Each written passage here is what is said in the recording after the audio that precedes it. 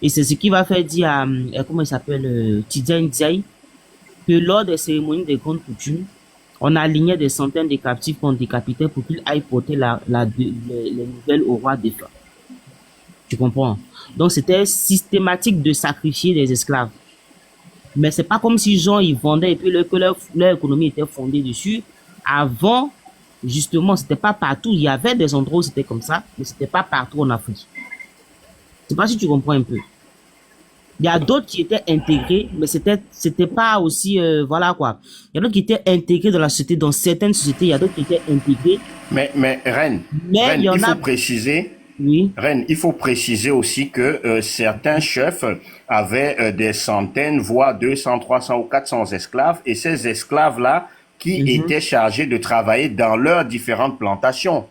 Donc mhm. ça aussi, c'est une réalité où certains Africains avaient des Exactement. esclaves et les Je esclaves les travaillaient dans attends. leur C'était plantation. pour, voilà. Au fait, la richesse, faut savoir que dans l'Afrique du Moyen Âge, la plus grande richesse que l'homme pouvait avoir, c'est des hommes. C'est la main d'œuvre.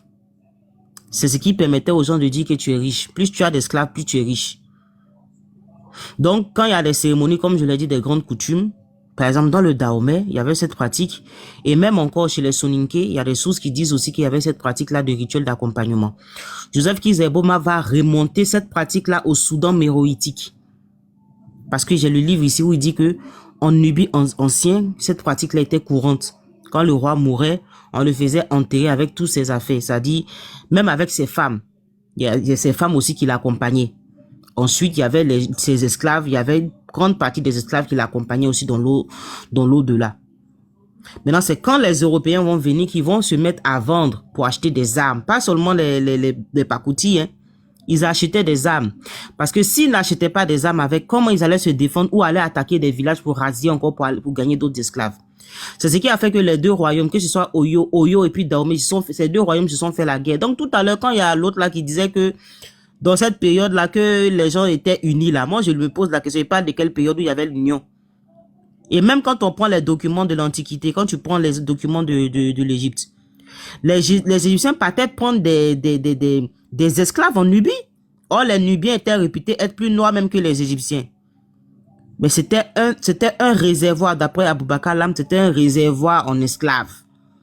Donc, les Égyptiens, quand ils se levaient, quand ils étaient prêts, quand ils voulaient la main-d'œuvre, ils partaient en Nubie pour aller puiser la main-d'œuvre. Ils attrapaient leurs frères noirs pour venir les faire travailler dans leur temple. D'accord? Donc, on ne vient pas nous vendre un monde de bisounours ici. Nos ancêtres qui se sont convertis aux religions là, ils ont fait parce qu'ils ont estimé que c'était bon pour eux. Aujourd'hui, vous leur crachez dessus. Vous les traitez de tous les noms. Vous dites qu'ils étaient des faibles, des lâches. Ils ont été forcés, comme s'ils avaient aucun pouvoir. Vous avez réduit nos ancêtres justement à des lâches qui ont subi. Alors que Cheikh Anta Diop, il vous contredit. Voilà ce qu'il dit. Et je vais lire Afrique noire précoloniale à la page... Rennes À la page 58. 89. Non, à la Rennes, page d'abord, attends, il y a deux pages, attends. Attends, il y a la regarde, où page 40. les nègres allaient tout nus, se mariaient sans Ah, dot, prolifiques, éleveurs de chèvres et de chameaux, le chameau tatoués tatoué à à la la figure, figure. vivaient à l'ouest du Mali. Les autres habitants du Ghana plus évolués se livraient à la chasse aux esclaves. Ça, D'accord. c'est Cheikh Anta Diop qui le dit. Voilà Bon, la Rennes, moi, page. c'est à la page 58, je crois. Hein. Moi, au fait, c'est la version PDF. Moi, la Ah oui, version que ok, j'ai, oui, oui. c'est ça. Mhm. C'est dans le livre, c'est la page 75. Et voilà ce qu'il dit encore. Voilà ce qu'il dit encore. Regardez. Regardez, hein. Cette partie elle est très intéressante. Cheikh Anta Diop dit quoi? Il dit l'Empire s'était ouvert au monde extérieur par le commerce. D'accord? Il jouissait déjà d'une existence internationale, dont hériteront en la renforçant des empires futurs du Mali et du Songhai. Mais à cette époque, un esclavagisme interne régnait dans la société africaine. On pouvait vendre son semblable à son concitoyen ou à un étranger. Cela explique que les Berbères et les Arabes commerçants enrichis et installés à Aoudagost, bien que vassaux du souverain noir, puissent acquérir des esclaves noirs par la voie de l'achat. Ils venaient acheter. Ok. Marraine. Nam, j'ai pas fini. Attends, rapidement. Je termine avec Non, c'est sur la même lignée. Tu vas continuer avec les mêmes. En fait, moi, ce que je veux comprendre dans tout ça, pourquoi on se plaint les Kémites là aujourd'hui pour dire que c'est les Blancs que nous a esclavagisés, étant donné qu'on se vantait nous-mêmes entre nous-mêmes. C'est le fait de ne pas assumer l'histoire dans son intégralité. Les gens n'assument pas l'histoire dans son intégralité parce que tous les historiens qui disent que l'esclavage, ils sont d'accord pour dire que l'esclavage n'aurait pas pu avoir lieu s'il n'y avait pas de complicité. Voilà, ok, continue. Voilà. Et ça va confirmer. Cheikh Anta Diop va confirmer ça. D'accord? Même le génocide voilà, de Tidjane Ndiaye, tu peux trouver là-bas que les plus gros vendeurs des esclaves, c'était même pas les rois musulmans, c'était les rois animistes. Voilà ce que le génocide voilà, dit dans Tidjane Ndiaye. Bon, lui, il y a des passages très dangereux. Si je pense que les Kémites, ils vont s'évanouir. Donc, cela explique que les Berbères et les Arabes commerçants enrichis installés à Oudagos, bien que vassaux. Je ne sais pas si vous savez ce que vassaux veut dire. Vassaux veut dire tout simplement que ils étaient dirigés par un roi qui était noir. C'est-à-dire par un souverain noir. Donc, ils étaient dirigés par un roi. Donc, c'était pas eux qui dirigeaient. C'était pas eux qui ont, parce que les gens veulent faire croire que non, ils sont venus, ils ont rasié. Non. Bien que vassaux du souverain noir puissent acquérir des esclaves noirs par la voie de l'achat. Donc, on nous dit quoi? On nous dit que les Berbères qui étaient là, et puis les Arabes qui étaient là, ils avaient aucun pouvoir. C'était des vassaux. C'était des vassaux de nos rois qui étaient noirs. D'accord? Maintenant, eux là, quand ils s'installaient là, ils pouvaient acheter facilement des esclaves. Et ils achetaient ça avec qui? Ils achetaient ça avec les populations, c'est-à-dire les gens qui étaient là, dans le royaume du Ghana. Parce que là, on parle du royaume du Ghana. Dans l'empire du Ghana. On trouvait ainsi, dans cette ville, des individus, d'accord, qui possédaient jusqu'à 1000 esclaves. On a voulu montrer ici par quel mécanisme pacifique le monde blanc pouvait avoir des esclaves noirs. Donc, il dit que c'est un mécanisme pacifique. Quand vous voyez que les Blancs, les Arabes, les consorts là, ils ont des esclaves, ils l'ont eu par un mécanisme pacifique d'après Diop. Ce n'était pas par la voie de la conquête. Ce n'était pas par la voie de la conquête. Donc, il est en train de dire que s'ils ont pu avoir les esclaves là, c'est pas parce qu'ils sont venus faire conquête, hein. C'est parce qu'ils étaient là tranquillement, ils se sont assis, ils ont pris leur argent, ils ont pris leur bien, et puis ils ont acheté des esclaves au marché. Et ce sont nos ancêtres qui vendaient ces esclaves-là. D'accord? Je continue.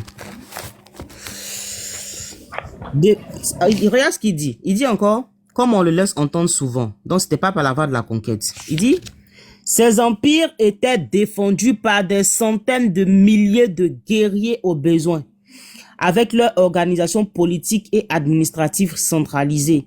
Ils étaient trop puissants pour qu'un voyageur solitaire à des milliers de kilomètres de chez lui essaie de risquer des coups de main quelconques. La réalité était beaucoup plus banale, comme cela ressort de ce qui précède. Pour des raisons qui seront exposées plus loin, l'esclavage allait cesser d'exister dans le monde blanc européen en particulier, tandis qu'il subsistait encore dans le monde noir. On saisit la complexité des faits qu'il est souvent très tentant d'utiliser pour obscurcir certains points de l'histoire. Toutes les minorités blanches qui vivaient en Afrique pouvaient posséder des esclaves noirs, mais esclaves et maîtres blancs étaient également des sujets d'un empereur noir. Ils étaient tous soumis au même pouvoir politique africain. Ce n'est pas fait œuvre d'historien que de laisser s'estomper tout ce contexte politico-social afin que n'en émerge le fait particulier et singulier d'un esclavage noir. Ça, c'est Cheikh Anta Diop qui parle. D'accord? Donc, il est en train d'expliquer ici que si les Arabes et consorts, ils ont eu des esclaves, c'est parce que nos ancêtres ont est-ce que ils lisent ça ou pas? Ils ont déjà vu ça dans le livre de Cheikh Anta Diop ou pas? Ils lisent pas. Il y a même un gars qui entend les faire beaucoup de bruit en bas qui s'appelle Régisseur. Un jour, il vient me donner Tidjane Ndiaye et tu sais ce qu'il me dit? Il me dit que Tidjane Ndiaye a dit dans une vidéo que les Arabes et consorts ont castré les ancêtres. Qu'est-ce que je fais? Moi, j'ai pas regardé trop la vidéo de Tidjane Ndiaye, mais par contre,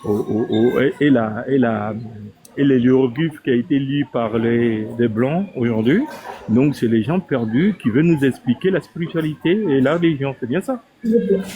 Effectivement, Ali, j'ai une petite démonstration à faire comme tous les autres l'ont fait pour démontrer à quel point, effectivement, les Kamites sont de gros manipulateurs, des malhonnêtes, de gros illettrés et des frustrés. Ok, vas-y. Fais ton exposé, vas-y. Le colloque du Caire est ce que... J'aimerais qu'on me mette un peu en grand parce que je vais tourner mon écran d'ordinateur. Je vais vous montrer, c'est-à-dire le rapport du colloque du Caire que je suis allé lire.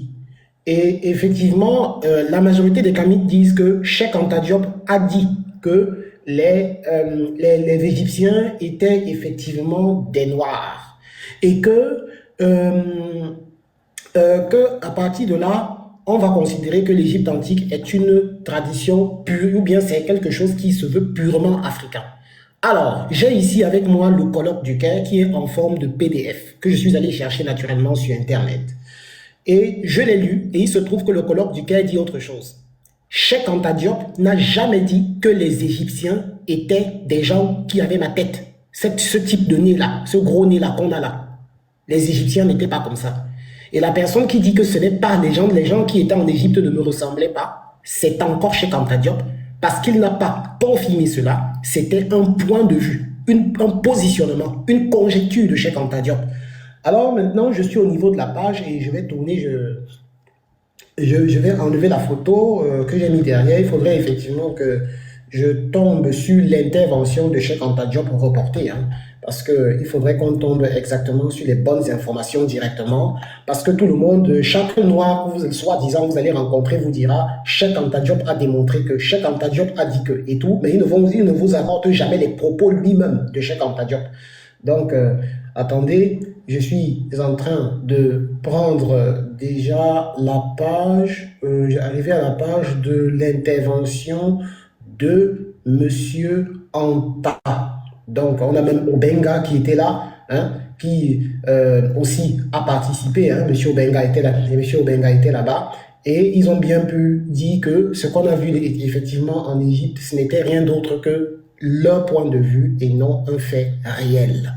Donc, donnez-moi encore juste une petite seconde. D'ailleurs, dans le colloque du Caire, voilà, je tourne, hein, parce qu'il ne faudrait pas que les gens disent que le mec, il est en train de nous manipuler et tout, machin. Non, il n'y a pas de manipulation possible. Je ne sais pas comment on retire cette photo-là. Voilà. Je ne sais pas comment est-ce que je peux parvenir à la retirer. Voilà, c'est déjà bon. Attends, en même temps, les gens qui sont en bas, vous pouvez poser votre question directement. Posez votre question directement. Ils peuvent répondre directement, ok? Voilà le colloque du Caire. Les 20 ans du colloque du Caire. Donc, voilà. C'est gratuit sur Internet. Hein. C'est là. Les sphinx, les pyramides et consorts. Hein. Et voilà, permettez que j'aille jusqu'au bout. Voilà. Les sphinx pré-pyramides. Je vais atteindre la partie de l'intervention de Cheikh Anta, hein, ce monsieur. Voilà la liste des participants qu'on vient de dépasser, mais celui qui nous intéresse, c'est Cheikh Anta Diop. Voilà, le professeur Vercouteur. On a arrivé au niveau de le professeur Vendier sous l'impulsion Cheikh Anta Diop. Voilà. Alors, je pense qu'on y est, hein, si je ne me trompe pas. Voilà. Ici, nous sommes au niveau déjà de l'intervention de Cheikh Anta Diop. Je ne sais pas si on peut me mettre en grand pour que tout le monde puisse lire en même temps que moi. Hein.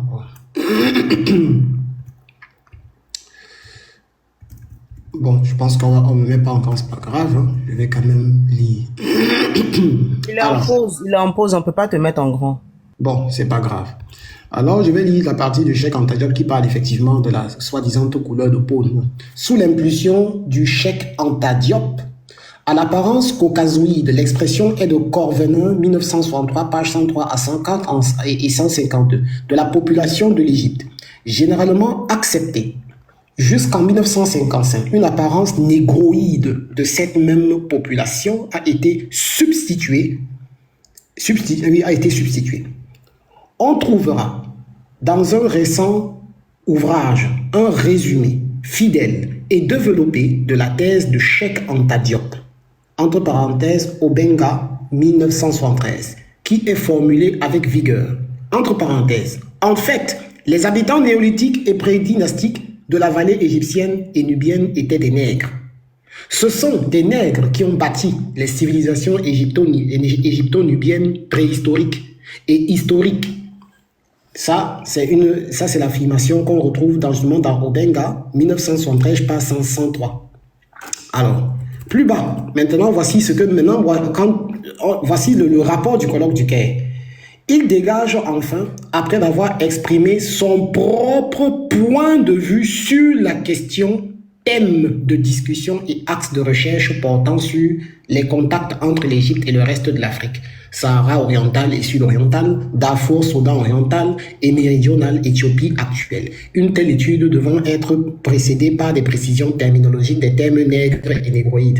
Mais là où je voulais insister, c'est quand on dit « il dégage enfin après avoir exprimé son propre point de vue ». Non, en fait, Cheikh Anta Diop ici ne fait pas la démonstration du fait que les Africains, que les négroïdes, je vais dire les Égyptiens étaient des négroïdes, mais ce n'est plutôt qu'une approche qu'il a eue. C'est son point de vue, ce n'est pas une réalité démontrée et indiscutable. La preuve en est qu'en bas, il est encore marqué « il dégage enfin son propre point de vue sur la question, thème de discussion et axe de recherche portant sur les contacts entre l'Égypte et le reste de l'Afrique. » Donc, oui, et le reste de l'Afrique, une telle étude devant être précédée par des précisions terminologiques des termes nègres et négroïdes.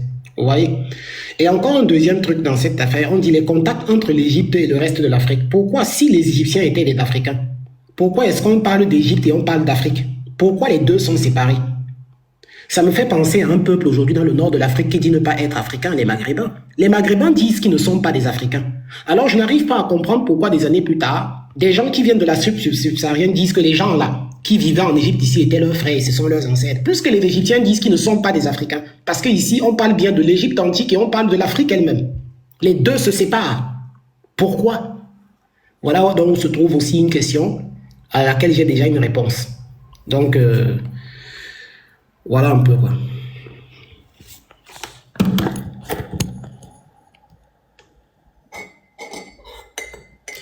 Il y a quelqu'un qui dit il faudra lire la conclusion du colloque du Caire. La conclusion ne va pas naturellement mentir, ne va pas venir dire des mensonges sur ça, puisque c'est un point de vue. On a bien fait comprendre que c'est le point de vue du Cheikh Anta Diop. On ne va pas venir dire que c'est le point de vue de Cheikh Anta Diop pour aller en bas, à la fin dire qu'en fait il avait raison. Il faut bien qu'on amène des éléments probants. Le fait que Cheikh Anta Diop a donné ce qu'on appelle une hypothèse, une approche. Ah ben oui. Ne venez pas dire il faut lire le reste. Mais qu'est-ce qu'on a lu quand déjà